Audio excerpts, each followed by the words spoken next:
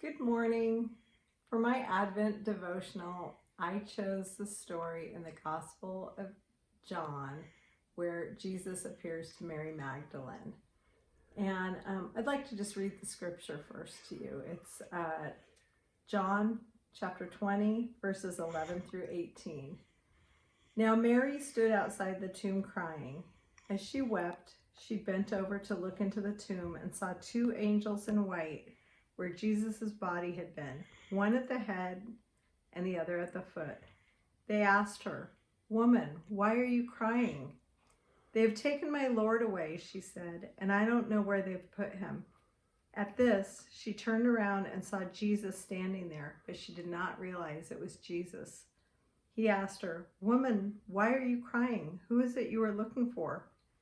Thinking he was the gardener, she said, "Sir, if you have carried him away, tell me where you have put him, and I will get him."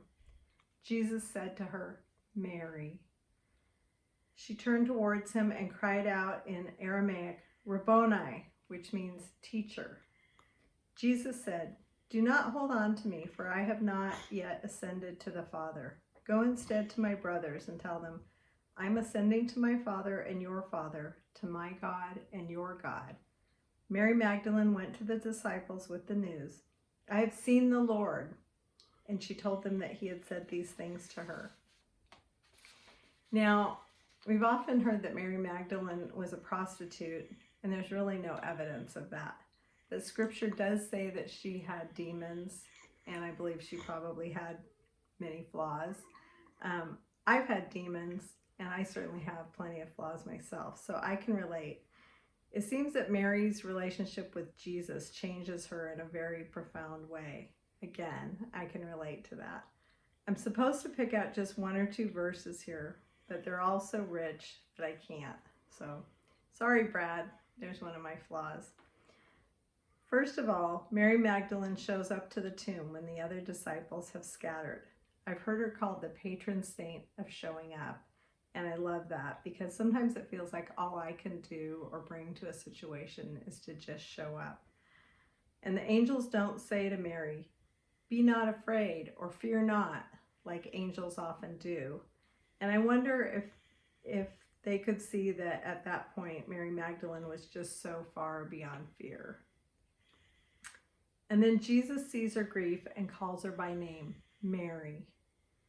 She must feel so seen and known at that point, and Mary cries out to Jesus, "Rabboni," or teacher. Mary Magdalene's social status in that day and age was at best as a second-class citizen due to being a woman.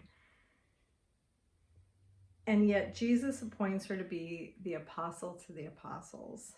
He levels the playing field for women and for all. And Mary must have felt valued in a way by Jesus that the culture did not value her. And that reminds me of the line in the Christmas song, "O Holy Night," where we sing, "Till he appears and the soul felt its worth." Through Mary Magdalene's relationship with Jesus, she seems to discover her worth. Much of my life, I didn't know my own worth. And it wasn't until I had a Christ experience that I felt truly worthy. So there's what I love so much about Jesus. He's inclusive of everyone, of folks on the margins and those society deems less worthy. Through Christ, we can see that we're all worthy and we are all God's beloved. And this is why I can't ever give up on Jesus and why for the rest of my life I will call Jesus my teacher. I wish you all the peace and joy and love of Christ this Advent season.